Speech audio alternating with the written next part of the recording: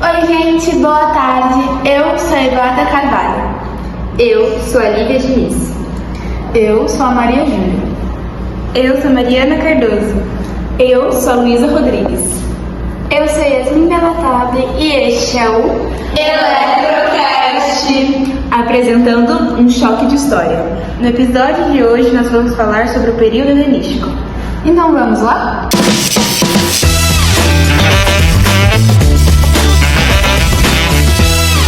Luísa, vamos começar falando. O período helenístico é considerado como um dos períodos de maior esplendor da cultura grega, porque embora a Grécia estivesse politicamente enfraquecida, sua cultura estava em um momento de expansão pelo mundo antigo. Os antecedentes desse período são divididos em dois. O primeiro é o arcaico, que aconteceu entre os séculos 8 e 6 a.C., caracterizado pelo surgimento das polis, cidade-estado, de expansão colonial. Elas se desenvolveram em diversas culturas.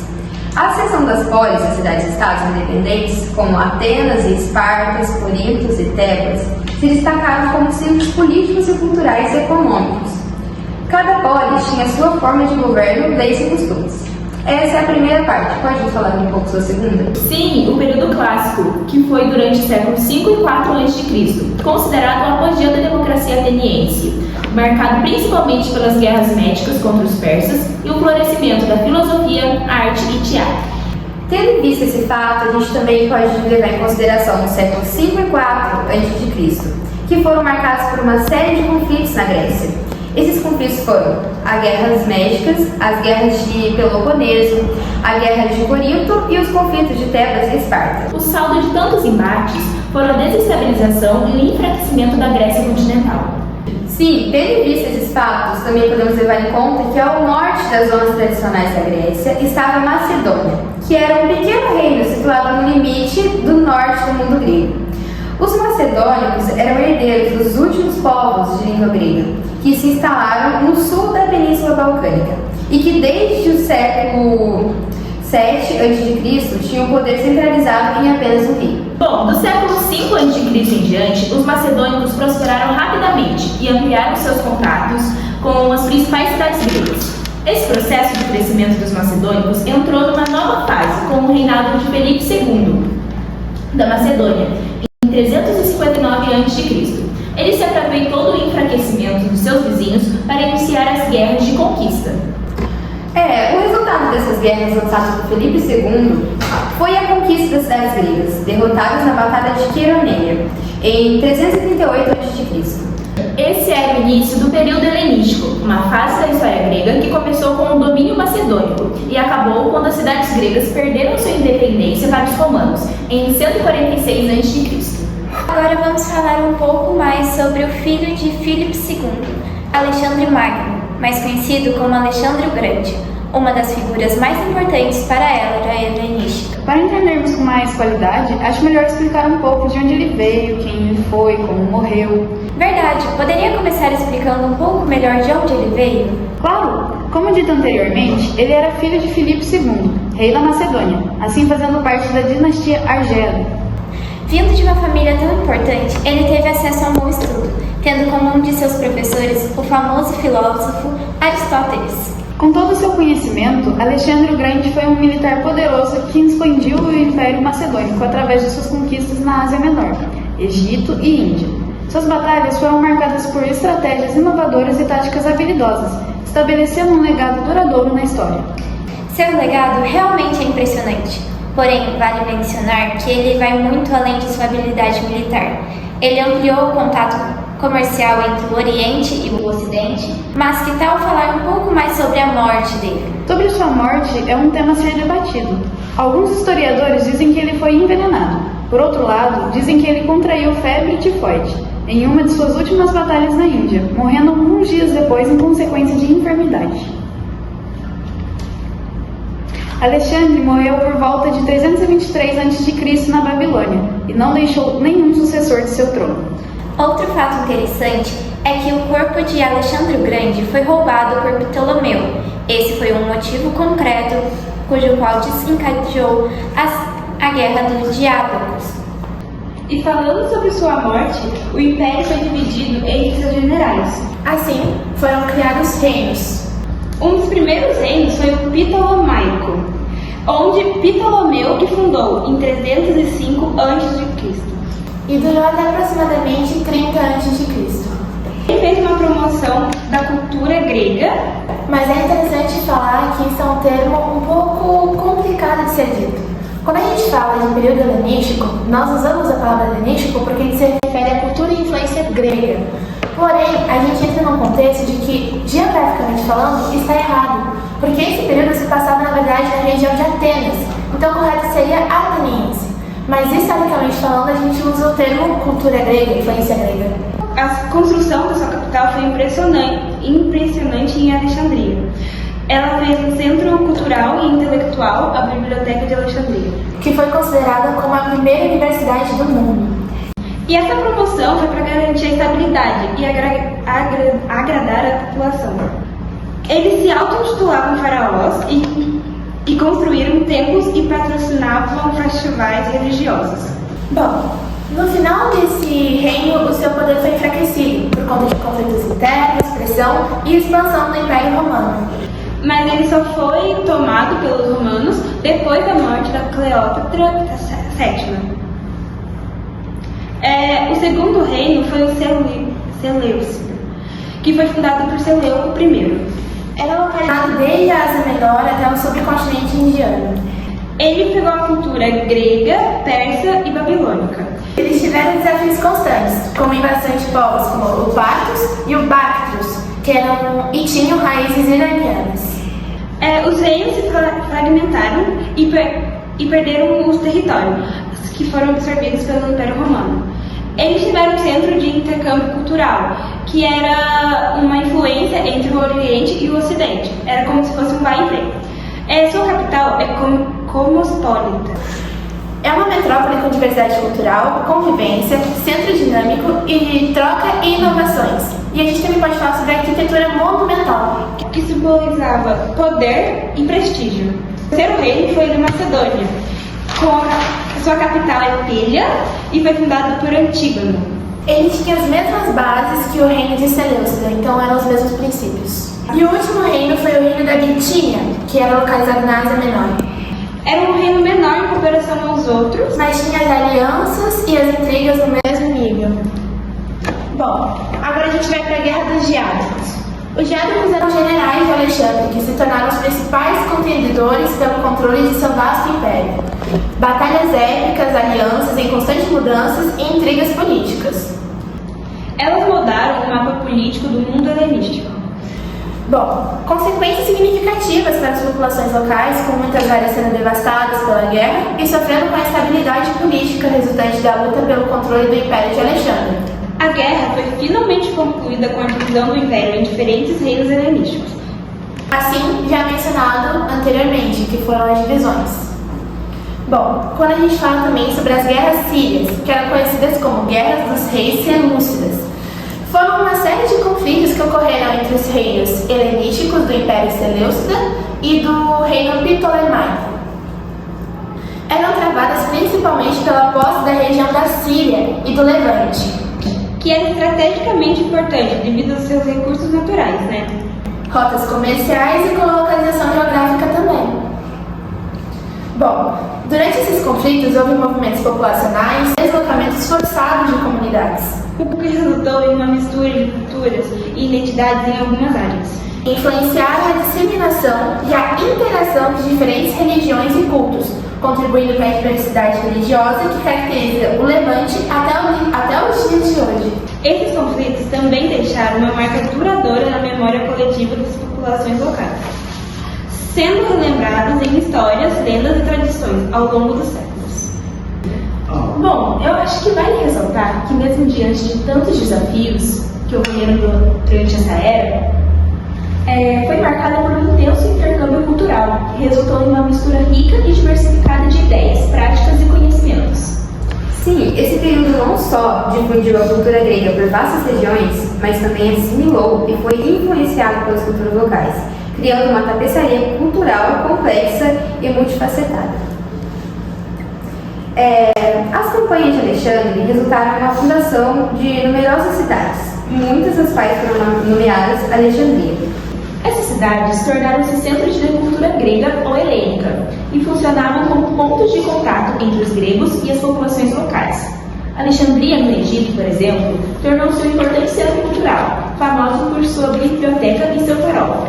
O Império de Alexandre promoveu a mistura de culturas, algo que foi denominado sincretismo, que significava que elementos das culturas gregas e locais se combinaram de maneiras inimagináveis. O que você falou tem muito sentido, porque as trocas entre o mundo grego e o mundo oriental geraram ganhos comerciais, desenvolvimento de infraestrutura, com a cultura de estradas, por exemplo, trouxeram desenvolvimento científico, permitindo avanços na agricultura. Permitiram grandes trocas de conhecimento entre os gregos e os diferentes povos da Ásia, dando origem a novas formas e pensamentos filosóficos, além de terem gerado novas expressões artísticas. Falando em arte, os helenos desenvolveram um tipo de arte que realçava o realismo nas pinturas e esculturas. Os elementos religiosos presentes nos períodos anteriores foram afastados, e as peças simulavam a natureza em seu estado perfeito e os movimentos dos corpos. As figuras eram apresentadas de forma quase teatrais, e os temas giravam em torno da violência e das guerras que envolvia o período. As esculturas tiveram um grande destaque no período helenístico. Elas foram em grande parte exibidas em grupos de personagens e ângulos que sugeriam movimento e mobilidade. Obras como Vitória de Samotrácia e Laocoontre e seus filhos apresentavam riqueza de detalhes que davam realismo, dramaticidade às obras. A arquitetura herdou do Ocidente o arco e a abóbada nos templos e edifícios. A arte helenística, entretanto, estava a serviço dos soberanos e do Pérgamo, principal centro de produção cultural da época, que era frequentado somente por membros da nobreza e da classe mais rica da sociedade. Bom, além de ressaltar a arte visual, podemos citar a literatura, que, com a ampliação do território e o deslocamento dos centros culturais para Alexandria, fizeram nascer uma literatura realística, direcionada a um público diversificado. A época possibilitou o surgimento de gêneros literários que se adaptavam aos gostos da população das mais diversas regiões que foram conquistadas. Os gêneros mais difundidos no período foram a poesia erudita, a poesia bucólica e a comédia nova. Nós também não podemos esquecer a Biblioteca de Alexandria, que foi o centro intelectual de produção de conhecimento da antiguidade. Não se sabe ao certo a localidade, mas deve ter abrigado entre 30 a 600 mil volumes literários. Ela era o centro de difusão da cultura helenística, onde diversos estudiosos e artistas trabalhavam. Nesse período, a filosofia foi muito ressaltada, que também criou correntes filosóficas que influenciaram diversas vertentes posteriores. As principais escolas criadas foram o estoicismo, uma corrente que pregava a felicidade como equilíbrio, na qual o homem deveria acertar todas as situações postas pela vida. Como foi uma escola que se adaptava aos contextos, acabou sendo a visão filosófica do helenismo que mais durou. Seu principal representante e fundador era Zeno de Cício. Também podemos citar o epicurismo, que era um sistema filosófico que afirmava que os prazeres moderados contribuíam para o encontro do estado de equilíbrio entre a tranquilidade e a serenidade, onde todos os medos eram liberados. O conhecimento sobre o funcionamento do mundo diminuía o sofrimento corporal. O criador dessa escola foi o filósofo Epicuro, que deu nome a essa corrente. Com isso, vamos falar sobre o ceticismo, então. O fundador desse sistema foi Pirro de Elis. A escola pregava o não julgamento das coisas, o desprezo pelos bens materiais e pela afirmação de que todo conhecimento humano é relativo. A gente tem o cinismo, que foi iniciado pelo filósofo Antíteses. Essa corrente defendia a rejeição dos desejos de riqueza, poder político e fama. Indicava que os homens deveriam viver com indiferença, sem pudor e juntando as amizades. Bom, nós já mencionamos anteriormente que as esculturas eram um dos pontos altos da arte nessa era. Elas representavam o ideal de beleza que era constituído pelos gregos, que é fortemente defendido até hoje. Uma das principais obras é Laocoonte e seus filhos, que é uma escultura em mármore, que simbolizava uma das mais diversas lendas da Guerra de Troia. A autora autoria da obra é atribuída a Agessandro, Atenodoro e Polidoro. Atualmente, ela está exposta no Museu do Vaticano. Podemos citar também o Vênus de Milo, não é, Lívia? Sim, o Vênus de Milo é uma estátua em mármore de 2 metros de altura e que atualmente se encontra exposta no Museu de Louvre, em Paris.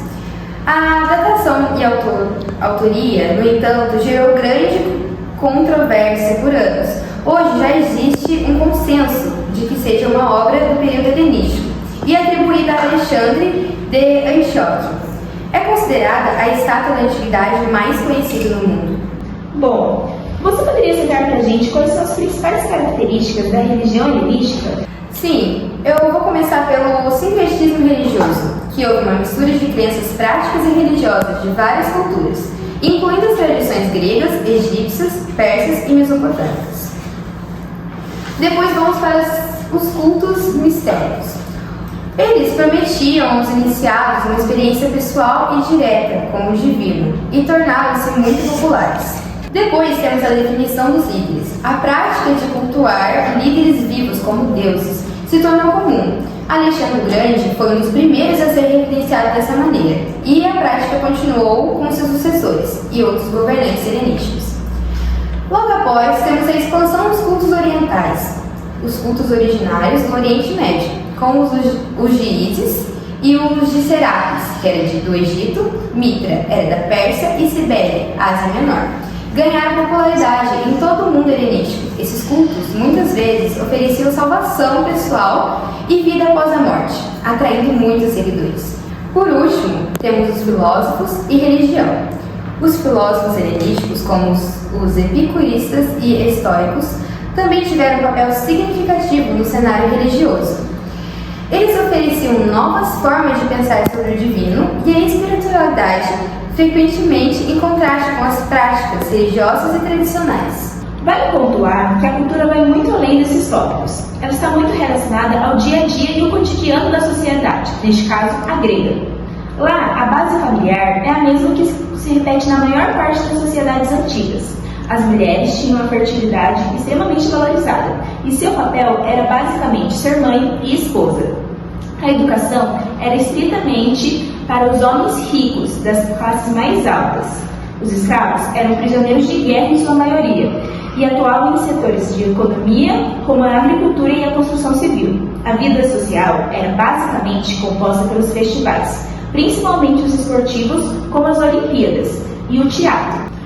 A cultura nessa época teve muitos pontos altos que influenciaram até hoje, mas também teve pontos muito baixos, como a extravagância e o luxo que se via nas capitais, que era um grande contraste nas regiões em que aconteciam as guerras, que, como nós já citamos, foram muitas. E também podemos citar o declínio da democracia, em contraste com a Atenas clássica, que foi considerado berço de tal regime de governo, que agora, no período helenístico, decaiu para o autocrático. Agora a gente pode ir para o declínio do período helenístico.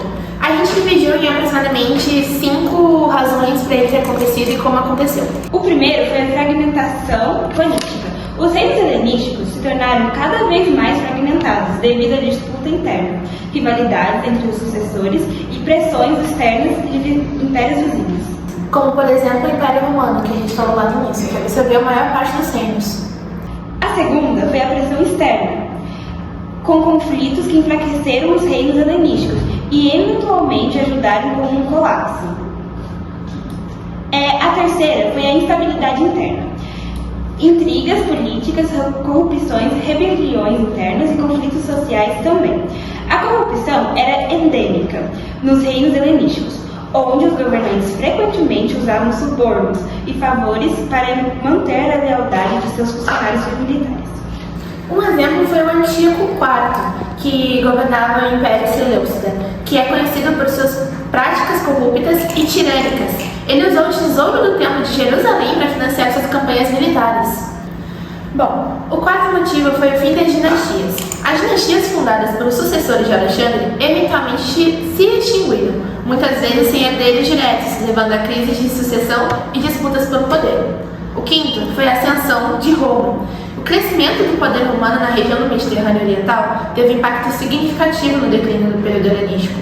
A conquista gradual dos territórios helenísticos pelos romanos levou à absorção desses reinos, como províncias do Império Romano, como a gente tinha dito. O fim desse período foi marcado por muitos eventos, incluindo a ascensão de Roma, como a potência dominante no Mediterrâneo, e a gradual incorporação dos reinos helenísticos ao Império Romano. A transição para a Era Romana trouxe mudanças significativas na política, na cultura e na sociedade. A influência grega continuou a se fazer sentir em muitas áreas: a filosofia, a arte e a ciência grega, como as meninas disseram. Bom, agora referente ao legado que foi deixado pelo período helenístico nos dias atuais. Primeiro a gente pode citar a cultura e a arte. A fusão das culturas gregas e oriental durante o período. A escultura helenística era mais realista e tinha expressões emocionais. Essas influências foram transmitidas para a arte romana e continuaram a ser uma fonte de inspiração ao longo da história da arte. Em segundo, a filosofia e a ciência, também citada pelas meninas. O período helenístico foi uma época de grande atividade filosófica e científica. Escolas filosóficas como o estoicismo, o epicurismo e o ceticismo. Terceiro, a urbanização e a arquitetura. As cidades helenísticas, especialmente Alexandria, Antioquia e Pérgamo, foram centros de inovação arquitetônica e urbanística. A construção de grandes edifícios públicos, teatros, ginásios e bibliotecas caracterizou o desenvolvimento das cidades helenísticas. Bom, agora para concluir, o declínio e o legado, a gente pode dizer que o período helenístico foi uma era de intensa atividade cultural, científica e artística, mas também de constantes conflitos e mudanças políticas. Os reinos helenísticos deixaram um legado duradouro na disseminação da cultura grega e na formação da futura sociedade do Mediterrâneo e da Ásia Ocidental. Bom, com esse contexto nós finalizamos o episódio de hoje. Fique aguardando o próximo episódio do quadro Um Choque de História.